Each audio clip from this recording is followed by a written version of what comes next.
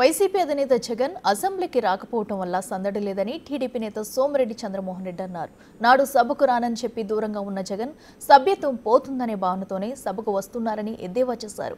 ఒకరోజు హాజరై సంతకం చేసి అనర్హత వేటు నుంచి తప్పించుకునేందుకు యత్నాలు చేస్తే మాత్రం జనం చూస్తే ఊరుకోవారని సోమిరెడ్డి అన్నారు.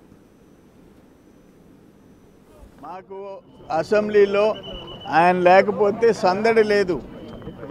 ఆయన నేను అసలు అసెంబ్లీకే రానన్నాడు, మళ్ళీ ఇప్పుడు వస్తున్నానన్నాడు. అంటే పిరికిబంద వ్యవహారం ఇది. ఆయన పులి అని చెప్పి ఆయన మాట చెప్తే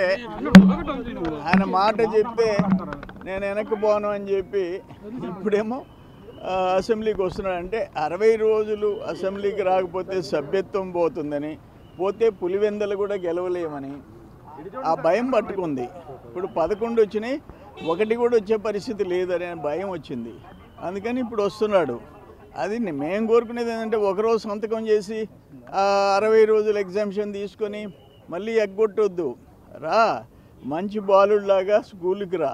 ఇప్పుడు అక్కడ చెప్తున్నావు కదా, జైలు కాడ బెయిల్ దగ్గర బట్టలు ఇప్పేస్తాను.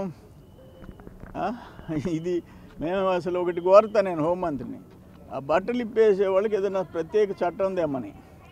నెల్లూరులో ఒక ఆయన కాకి బట్టలు ఇప్పుతాను, నడి రోడ్డు పట్టపొగలు అన్నాడు. ఈయనేమో ఇక్కడ బట్టలు ఇప్పుతా అన్నాడు, అయితే టైం చెప్పలే, పొగల రాత్రే చెప్పలే. అట్లయిపోయింది రాజకీయ వ్యవస్థ. దురదృష్టం.